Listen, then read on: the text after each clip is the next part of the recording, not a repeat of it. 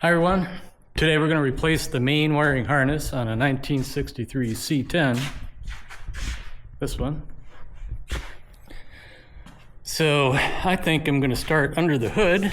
On the driver's side of the vehicle you've got two plugs that tap into the harness, and you can see the main harness plug I've already got loose. These grommets, if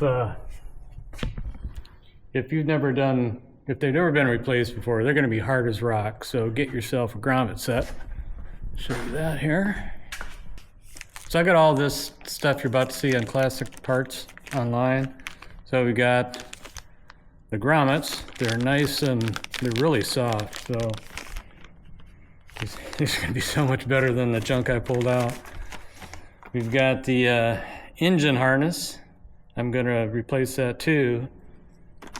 The other front harness that is on the driver's side of the vehicle, we'll look at that in a second. I've already replaced that. It's very easy. And then you've got the big kahuna. These are labeled American Auto Wire, but again, from Classic Parts. I've chosen to start under the hood. So we want, we've already covered that connector. The engine connector is over here. So there's where the engine harness plugs in. I've already pushed the plug through to the other side. It has several connections down on the starter solenoid. Comes up through these keepers. And we've got one connection here on the coil. And right here on the temperature sensor. So we're pretty much done under the hood, so let's go in the vehicle and get started there. So with the seat out, gives us a lot of space here.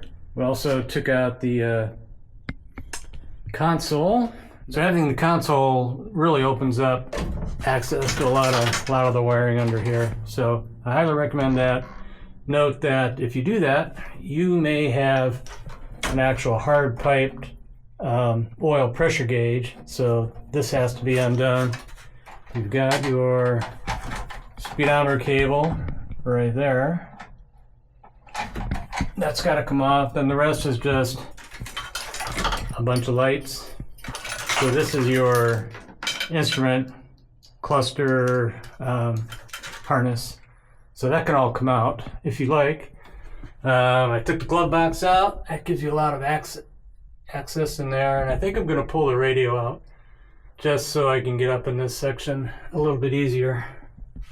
Before we go back into the interior and start pulling wire, you may have noticed the light under the hood. This is a light that I almost sent back, to be honest, because the magnets on it are kind of weak. But one thing about these old trucks is they're all metal, and there's metal just about anywhere you want to go and work on the truck. So if you get a nice flat surface like this, it works pretty good.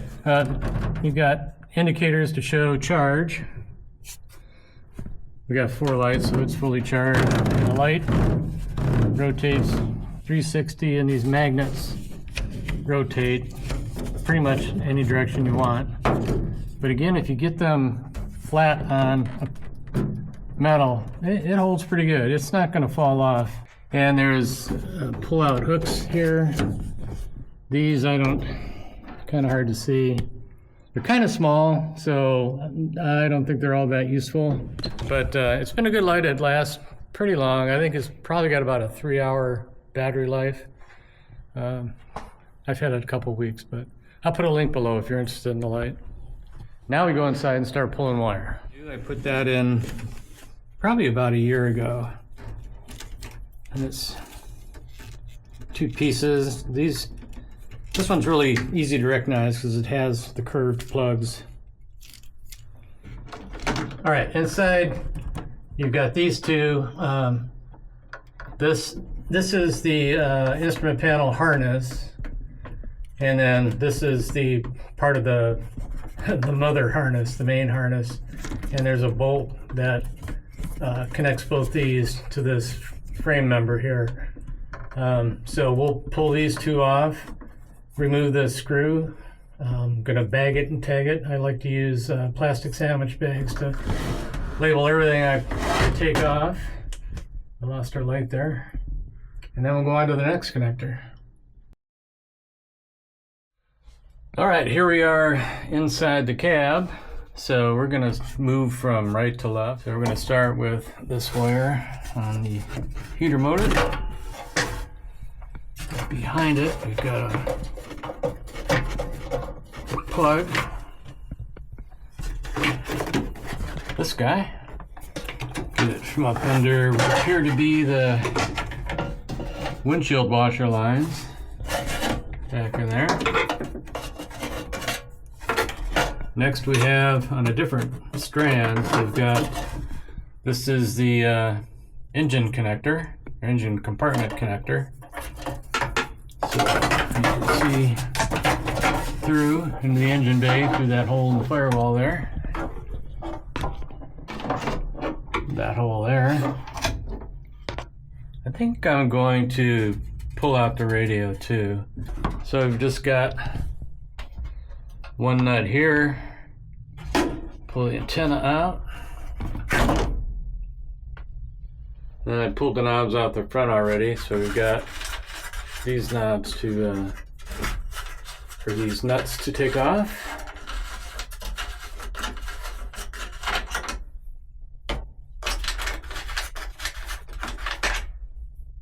All right, back to getting the radio out. There we go. That was easy enough. And I think when I took this radio out, or when I first powered it up, when I first got the truck quite a few years ago, it blew a fuse, and I've never tested it since. But here's where the power connects to it. So I will be bench testing this before I put it back on. As you can see, having the radio out really provides a good bit more visibility to things. So what I've discovered, to my dismay, is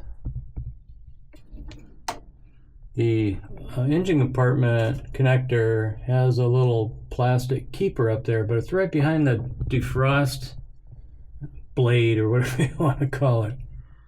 So I'm gonna have to get behind here with a screwdriver and see if I can pop that out. That's poor engineering. Come on, Chevy. So I'm gonna go grab a screwdriver and I'll be right back. All right, hopefully this will work. I'm probably gonna get my hands in the way, but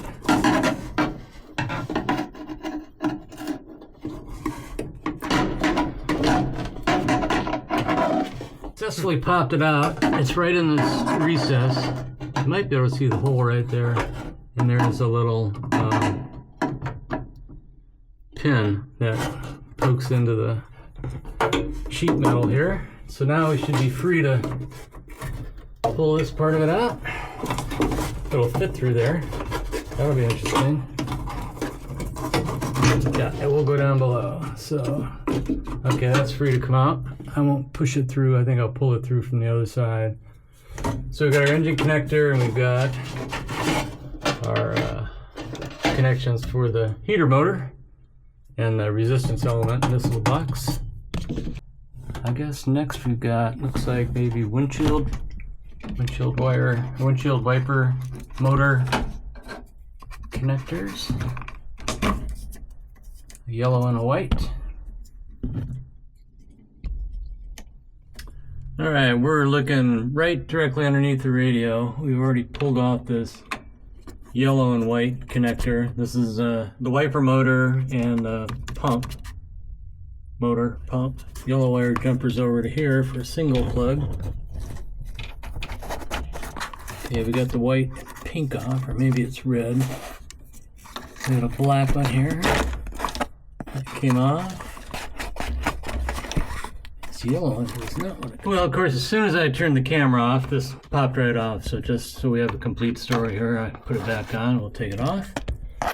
So now we have our windshield wiper completely disconnected, and I'm just taking a note that the pink and the white come over and behind, come over the motor and behind the pump outlet and the hoses, and the rest just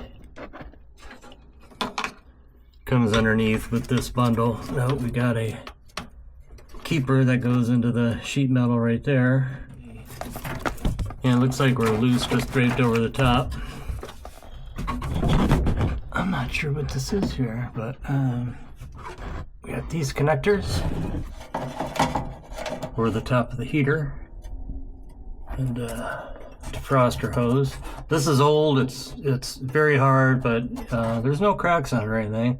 But this would be a good time to replace that defrost hose. And I actually have one, but I'm not going to do it because it's still fully functional, so we'll let it be. Then I can start pulling wire back this way.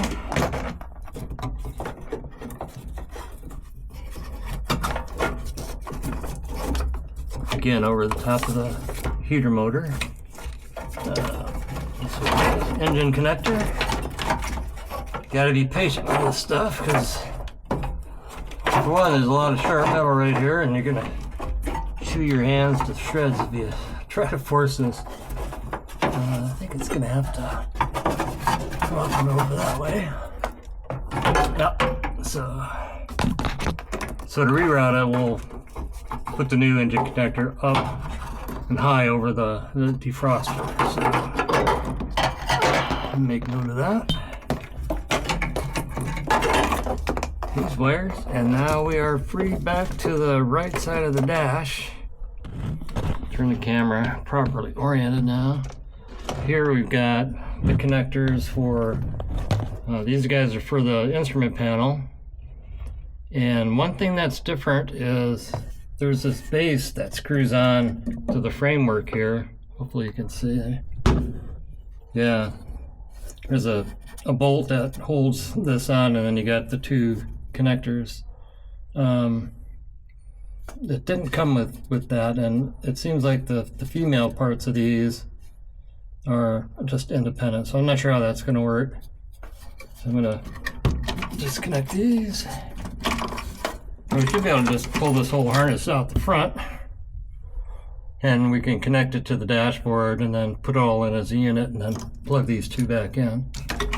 How it comes off. Let me figure that out, and I'll come right back. But while we're waiting, let's pull off the ignition switch. It's right here. There's that guy. So our ignition switch is clear and clean now. All right, be back in a minute. All right, continuing on, we're looking through where the instrument panel should be. And again, the instrument cluster is held in by, it's a single bolt Phillips head. It's got it. So there we go. Again, I think the new harness does not have this, so I don't know if we're gonna have to transfer wires or what, but we'll figure that out when we get to it. Get the screw out. So that should free up pretty much everything now. Actually, we've got one more down here. Oh, I don't know. Oh yeah, we've got this connector. I'm gonna have to look at it from the other side. Yeah, I kind of forgot about the third, I guess you could say, somewhat major connector. And that's in, give you a perspective here, right behind the motor. That's it there. Obviously, that's another grommet failure that we'll have to fix. I've disconnected it, so we'll pull it through from the inside. But this wire goes down and back underneath the body, and it supplies the all the lighting on the back end of the truck. So, back inside.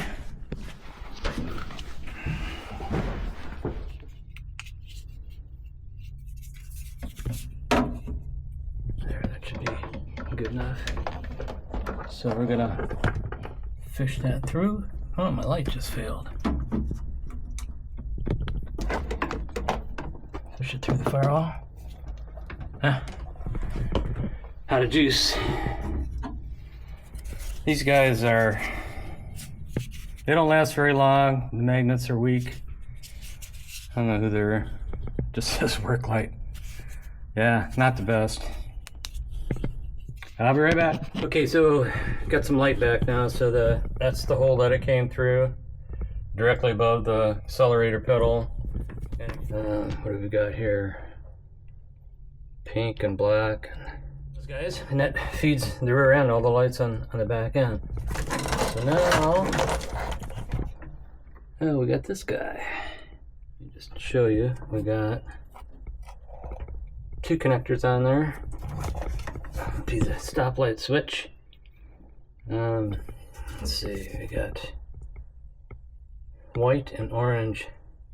So we're gonna pull these guys off. Kind of difficult to get to.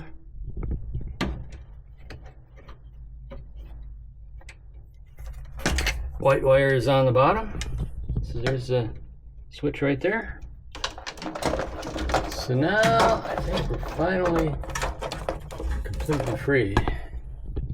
So again, we gotta watch our oil pressure line here so we don't kink that.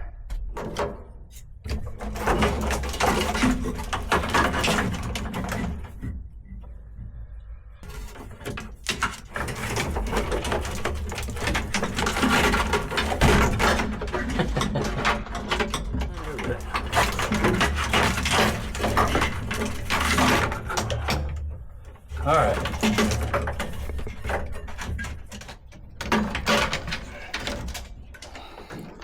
So we are free and clear, I think, down to the fuse box.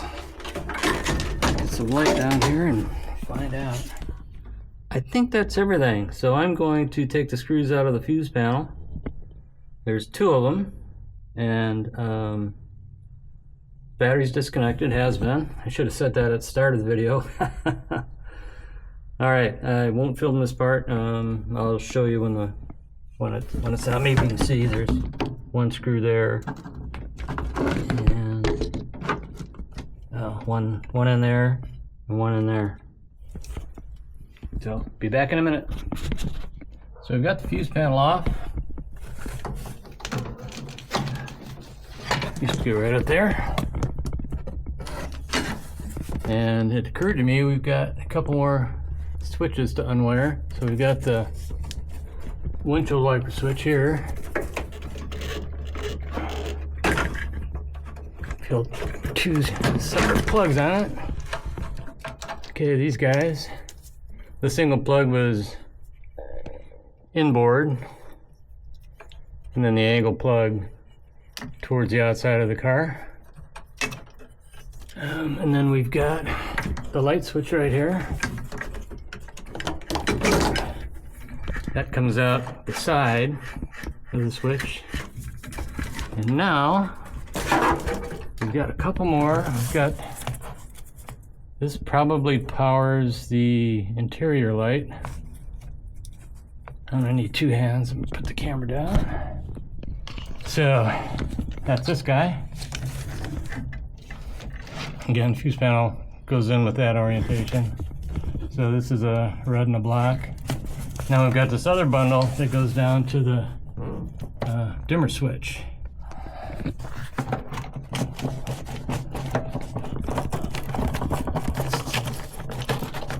Okay, we got it unplugged. But now the task is, we've got a keeper up here, and it's pretty heavy metal. It's hard to tell which way it's bent. Get in real close on that.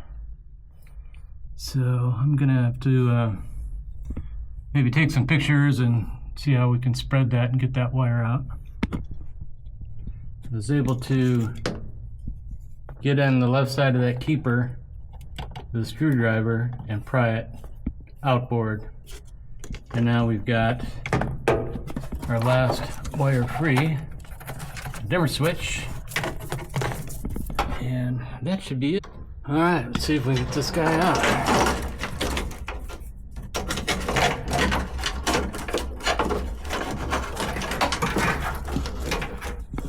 Do we have a straggler? We've got one straggler. Oh, there's another wire. Oh, I remember.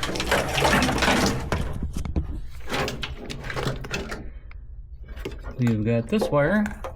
I'm not sure what these are, but this is a brown wire. And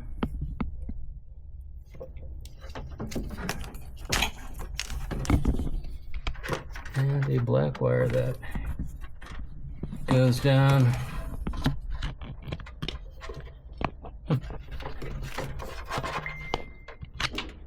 I think this powers the fuel level sender.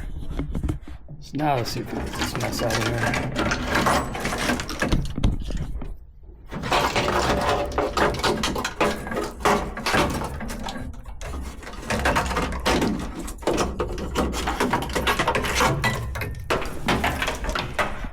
Voila, we did it. All right, so now I gotta remember how it all goes back together. I gotta tell you that taking this console panel off, that is a game changer. This is where probably 70% of your wiring is and all the complicated connections. So do that. Again, the cluster, the radio, glove box, just really opens everything up, and it's definitely worth your time to do. Okay, for a quick review, remember there are 4 harnesses underneath your dash. One for the windshield wipers, one for the heater, and one for your instrument cluster, and then the main harness. The instrument cluster harness will come out with the instrument cluster itself. It's a little tricky. When that cluster is trying to fall in your lap, you have to disconnect 2 connectors, and everything will come out as a package. So the heater motor harness, that doesn't have to be touched at all. So no connectors that are on the heater motor itself or on the heater motor switch, none of that stuff needs to be touched. For the windshield wiper system, there is just one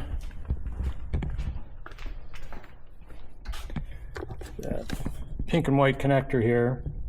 That's the only piece that needs to come off the main unit for the wipers. And then on the wiper switch, just behind here, the white wire needs to come off because that is part of the harness. Everything, the other 2 wires on that switch stay.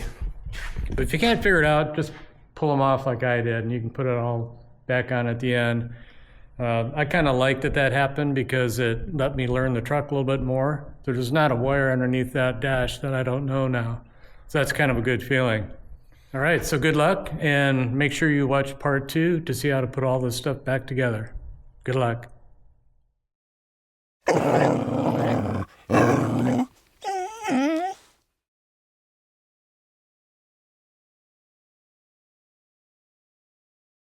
All right, so good luck with yours, and be sure to see part 2. Now, this is the finish up one, isn't it?